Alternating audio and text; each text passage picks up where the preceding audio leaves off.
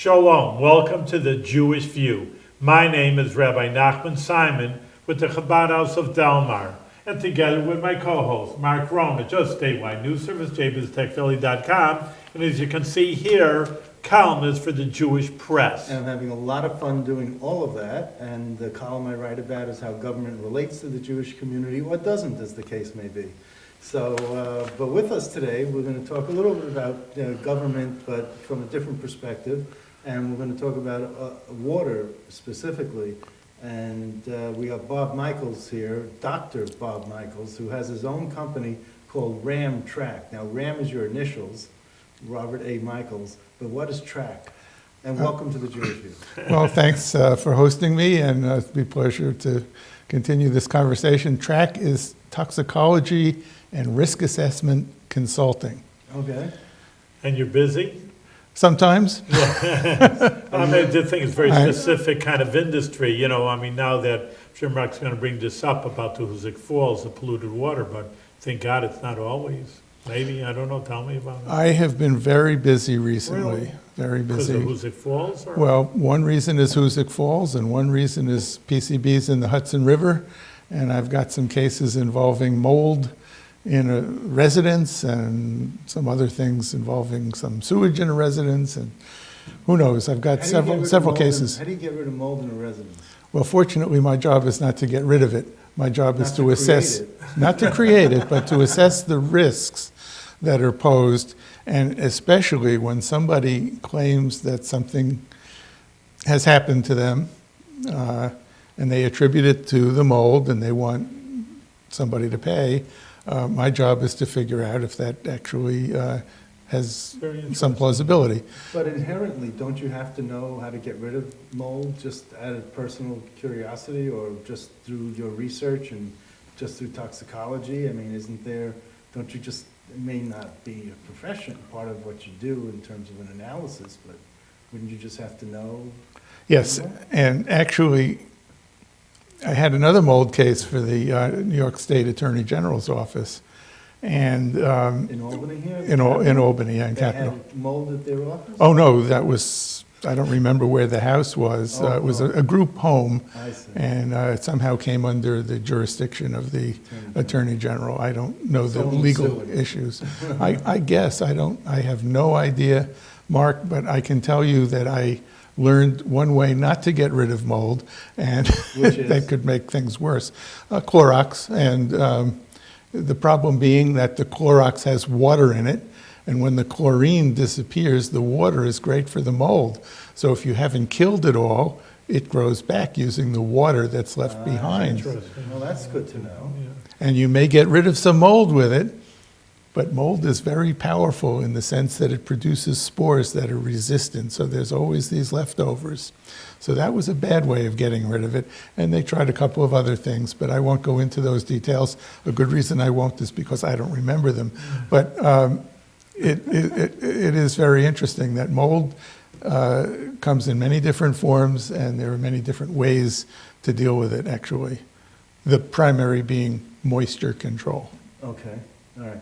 So let me ask you about Hoosick Falls, Petersburg, Nassau now. I mean, what is PFOA? And, you know, I mean, I used to work with Water Technology magazine. I never thought cryptosporidium and giardia would be in my vocabulary. But, you know, I just want you to tell us what's going on in those communities that are, you know, in a layman's terminology, I guess. Well, you started by asking what PFOA is, and it is shortened because it's perfluorooctanoic acid, which is a bit of a tongue twister. And it is Can you say it a little slower?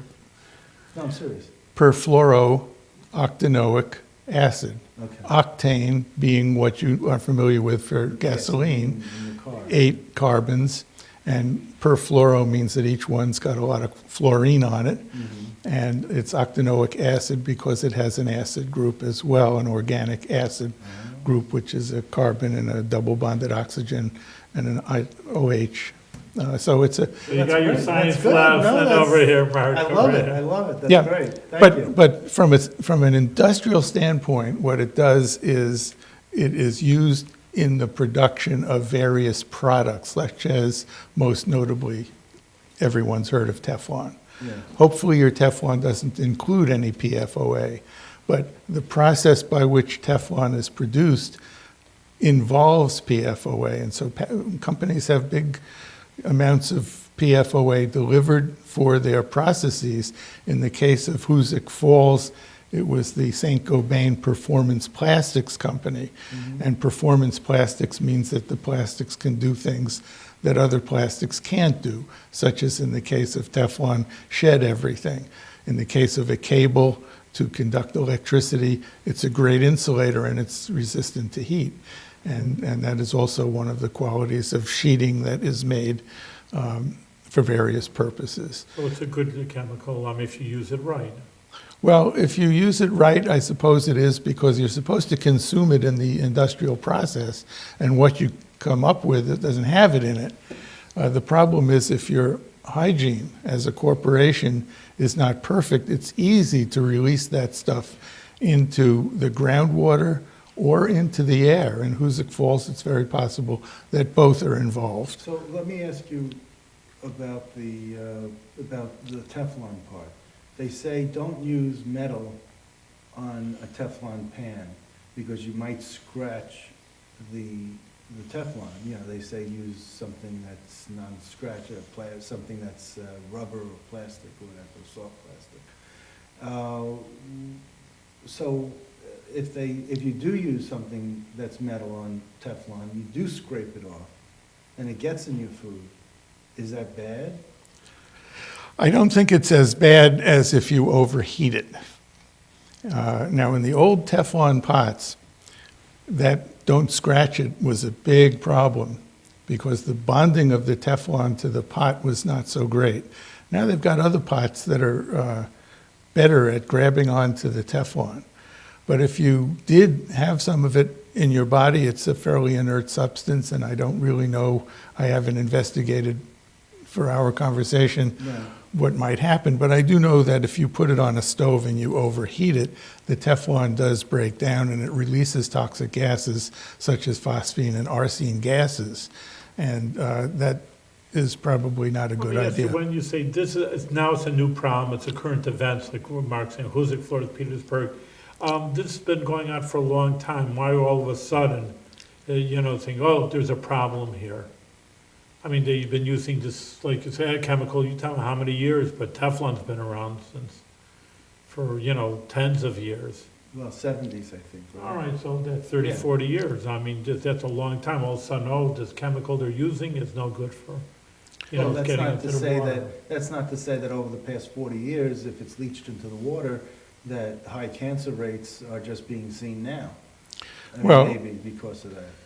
I won't correct your history because I don't know it precisely when Teflon and when PFOA first were used. But I will say that the concentrations in the water are in the part per trillion range. And in the early days, it was a challenge even to measure that concentration. And it's one of the small number of compounds that are really toxic at concentrations that low. And so the knowledge about PFOA started to emerge when it became apparent that you and me and pretty much everyone has residues of PFOA in their body. You can't release it or something? Well, it's inert. Well, it's long-lasting in the body. It takes probably decades to get rid of it. And I don't know how many decades I've got left. I don't expect to be getting rid of it because my exposure is continuous as well. We are all exposed to PFOA and to its related... Through water, you mean? Through water or through air, yeah, that's right, or through foods or who knows what, if you... Is it a Teflon pan or something? Maybe? Well, it depends on what things have been manufactured and whether they've been manufactured appropriately. So are you working specifically with those villages and towns in Rensselaer County? Hoosick Falls in particular. They brought you in? Well, the group that I'm working for is the citizens group called Healthy Hoosick Water.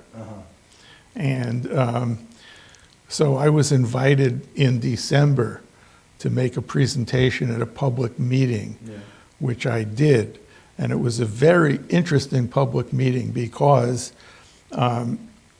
this problem had become quite popularized and publicized. And I think about 17 people came from the US EPA, including Judith Enck, the regional administrator. And some people, senior people, came from the Department of Health, I think about 2 or 3, and likewise from the Department of Environmental Conservation, which is in New York State. And when I made my presentation, I said to the public and to the administrator and to everyone present, and of course it was in the news as well, that the advisory value that EPA had put forth for drinking water, which at that time was 400 parts per trillion, was irrelevant to the town of Hoosick Falls, the Why? village of Hoosick Falls. Why?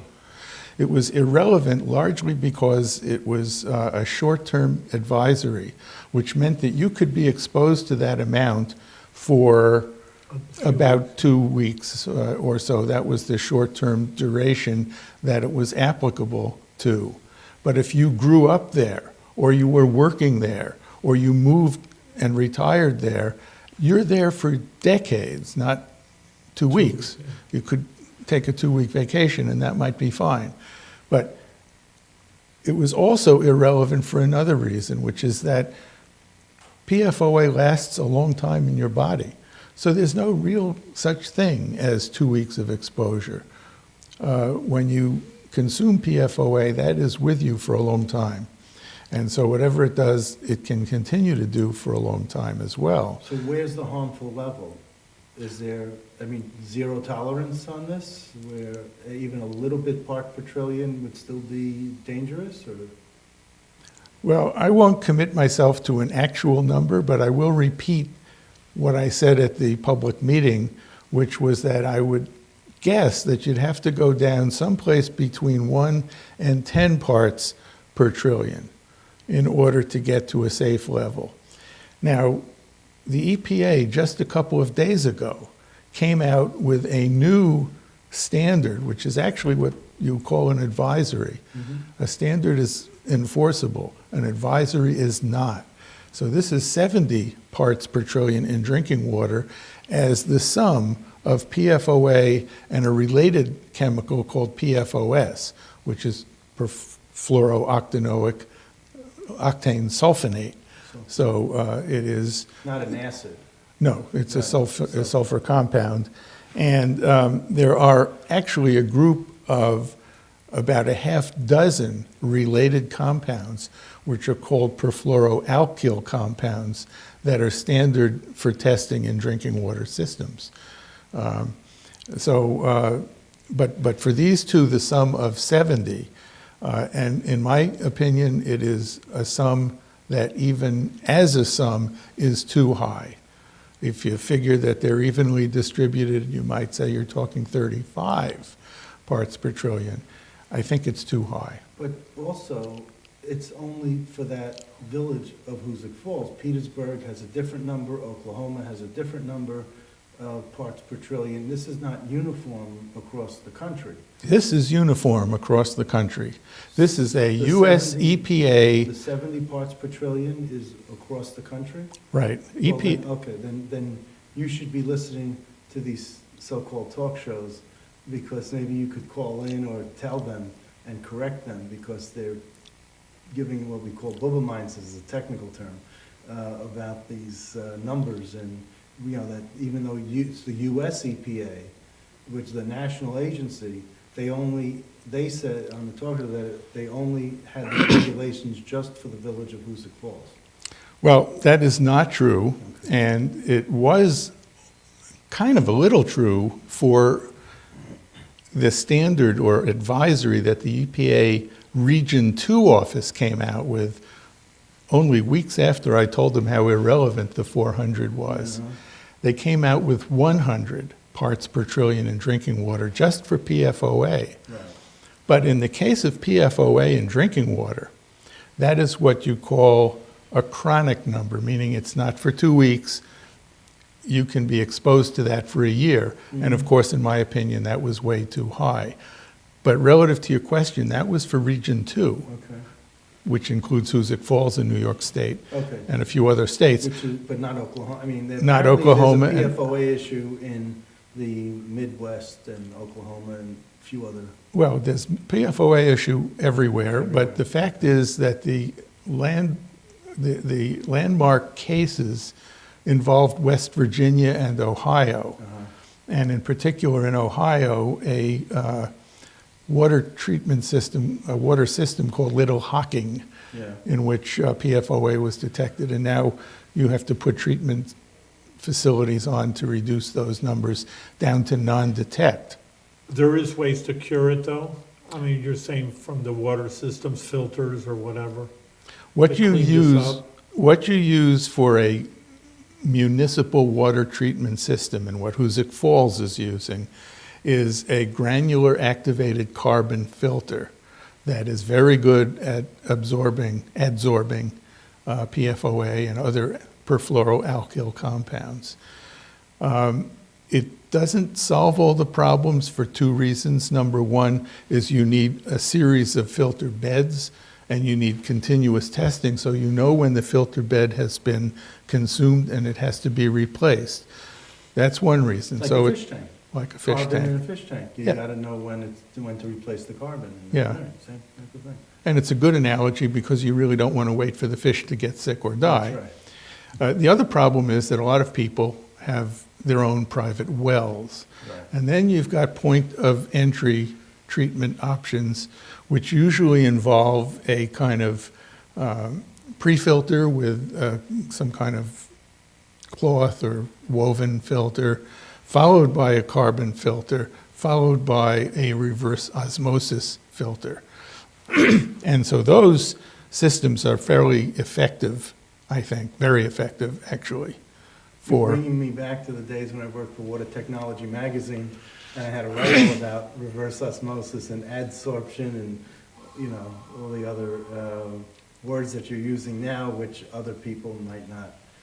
They gotta go look up, either they got their tablet or whatever, and they're looking up these words now, but, you know, we can't go into explaining what all this means right now. I don't want to get technical, but if you want to know if it can be treated, the answer is yes, from a point of view of a water user, it can be treated. But the responsibility is to clean up the environment. We have the Jewish view, Right. it is tikkun olam. You are supposed to be repairing the earth, and it's not only tikkun olam that requires it, it's the United States Superfund Act that also requires it. And Hoosick Falls has been declared a, So how do you so then take it further, so how do you clean up what, a whole lake or a whole pond or a whole reservoir? Those are big things now. yes, and those are technical questions. For a groundwater area, a typical way of working, which, for example, was done in Love Canal, is that you pump groundwater and create what is called a cone of depression, where the water pressure goes down, the water table goes down. And now the groundwater around it flows to the center where you're pumping. And that pumping produces water that is filtered, and the filter, the carbon filter can be put to a landfill, or it can be regenerated by various techniques. Before we run out of time, I just wanted to ask you about you mentioned about GE and the dredging. Right. Which you're involved with also. Right, Well, yes. you're getting to know Judith Ink very well, aren't you?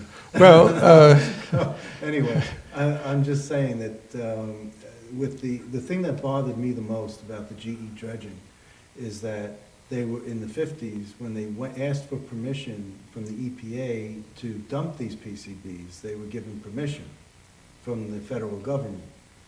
And then all of a sudden, the federal government changed their mind and said, well, sorry, we gave you permission then, but now you got to be responsible for cleaning it up, even though we told you that you could put it there. I will demur and say, well, I will disagree, but I will preface my disagreement by saying that I'm not a lawyer, and you're raising an issue that I'm not 100% comfortable dealing with. I don't think I But- used any legal terminology in that. No, you I just think didn't, I but you stated raised a legal issue, which is you also got permission, in this case from the state government, to drive a car. But if you do damage to somebody, you're responsible, and that's why you carry insurance. And so the fact of whether GE dumped legally or illegally, which I will not opine on, is only part of the issue. The other part being that when you have natural resource damage, that produces and generates a natural resource damage claim, which is in process right now in New York State to assess damages to GE for damaging the environment of the Hudson River. Now, whether there are other kinds of damages, such as punitive damages, associated with illegal activities, I can't opine on that. I'm not a legal I wasn't saying person. whether it was legal or not legal. All I said was that they were given permission by the federal government, and they were allowed to put the PCBs there. So I'm thinking if the federal government allowed them to put the PCB there, the federal government should be responsible for cleaning it up. That's my own personal opinion. It's not illegal one way or the other, but I'm just saying that I'm just disappointed that, here you can have an opinion and they have the documentation from the federal, GE has the documentation from the federal government that says, here's the go-ahead, here's the green light, we could put it down there. I won't respond to that in the sense of knowing what documents GE might have. I certainly know that things were legal until laws were passed against them. Whether standards of practice were violated for the time is beyond what I think we can cover today. Okay. I misinterpreted your question when you said that the federal government gave them permission. I thought you were saying it was legal. And I'm not sure the federal government can give permission without giving legality to an action. Okay, so let me ask you about Israel. Are you involved with water in Israel? About the desalination, and No, I'm not. you didn't follow what Israel's doing? I follow it in the news, yes. Follow in the news, Yeah. not the trades. I don't have a consulting Okay. engagement there or right. something like that. Let me ask you, there's something you brought up earlier about this Holocaust essay contest. Right. So tell me about what you're doing. Were you the initiator of this idea, or you take care of it? I was not the initiator of it. I think it must be at least 20 and maybe closer to 30 years Really? old. And the people who were involved primarily were Phil Rubens from B'nai B'rith in Schenectady, and probably also Malcolm Abrams. Those are two names that I believe were both involved in the inception of that contest. And I used to help out, because Phil made great hot tea and he would serve wonderful cookies. And we had a very nice evening together, a group of us stuffing envelopes and mailing invitations and the whole works. It was a social as well as a socially important thing to do. So who were the winners this year, and how many winners, and what was the essays, and, just a broad brush, nothing really specific, but, Well, I can't tell you who the winners are because okay. I don't remember all the names and so How on. old are they youngsters, are they under 10, are they teenagers? They are a group of high school and middle school students in a 12-county area who compete, and each one has a sponsoring teacher, and usually the sponsoring teacher submits a pile of essays, and those go to me. I code them, so there's a cover page and an essay. I separate them as long as they both have the code. I know how to reconstitute who won. The judges don't, so they're judging blind. They don't know the student, they don't know the school, they don't know the sponsoring teacher. I see. So it's a fair judging And who are the process. judges? How many judges? We have this year, I believe, 7 judges. Okay, anyone of prominence that, like Carl Rosner, or any Holocaust survivors, or anyone that you might know? I don't think any of them are survivors, although I would have to search my Are they memory. from the area that you're receiving? Are they 7 judges from 7 counties? Oh, no, they're just people who, Okay, have come to my You know, it's attention. important, though, you say Okay. 12 counties, this is not specifically for Jewish children, it's for you have many non-Jewish children that write essays about the Holocaust. Because I just think Absolutely. that's an important point, because, first of all, it's important to have Jewish children be educated about the Holocaust. I don't know what percentage, we really know about what the Nazis did, but, it's important for the non-Jewish children to understand. I think there's an incredible ignorance. I forgot the number, so I don't want to say, maybe just the people, you say Holocaust, what is that, and, so I think that's dangerous, because, not just because we're Jewish people and we care about it, but it's just like what happened to in Germany. If you don't care about something, hey, this is where, hatred could lead. Say, okay, I don't like these kind of people. Well, you better be careful, because that's how, the Holocaust really started. They didn't start building gas chambers until for 6-7 years. It's the hate and hate and hate, and you get so riled up. The next step doesn't have to be the next step, but, this where hatred can lead. So I just think it's an important point that you're inviting non-Jewish children to learn about what really happened. So how many essays were submitted? Well, I keep that a little close to my chest. We had the highest number of essays submitted in the last 3 years. This year, 2015, and So 2014 it's growing. had the highest number of essays Are we ever talking submitted in the 50? entire. Are we talking 50? Are we talking 5? I mean, A lot more than those numbers, but I won't disclose those numbers. But I will say that we are blind, as it turns out, for religion. right. We don't know the percent of students who are Jewish. We have no way of knowing What- that or interest in knowing that. What do the students receive when they win the prizes? We give out cash prizes amounting to almost $1,000 to the students. We give some money to the participating sponsoring teachers. We give certificates that are suitable for framing and very useful, I think, for the students to get jobs or get into college. And we give certificates of achievement produced by representatives in their district, such as Paul Tonko's office, and And the money that you give is raised by B'nai B'rith, or it's given by B'nai B'rith, or is it? the major support has come from Bino Sternlicht's Holocaust Memorial Fund, which is administered by the Jewish Federation of Northeastern New York. And so we get money from them. We get money from the Albany Gideon Lodge of B'nai B'rith. We get money from the Gates of Heaven Brotherhood. Right. And we get private donations from individuals as well. And what's your involvement with Gates of Heaven Brotherhood? Because you have an involvement with them. Well, I also happen to be on their board, and I also happen to be director of their speaker program. We have something called Breakfast and a Speaker, Right. and both are good. The breakfast is pretty good too. Which is very popular. I've been to a few of them, yeah. And Jim Clevenson, as you mentioned, was at one, and I know you were there. It was nice to see you I was there. there when Dr. Lozman And gave his, Michael Lozman, yes, gave his talk on cemeteries. you know, Right, Restoring Eastern European cemeteries. right. We have very interesting programs, and it's a pleasure for me to interact with the people who I invite as speakers. Well, you had Rex Smith as a speaker once. Not on my watch. If No, we not did, on your watch. It was if we about 3 to did, 4 years ago. yeah, this is my And- third year Oh, it now. must have been 4 or 5 years ago then. Yeah, And then I was there for, who else? Anyway, there was some other people. You have fascinating guests, you really do.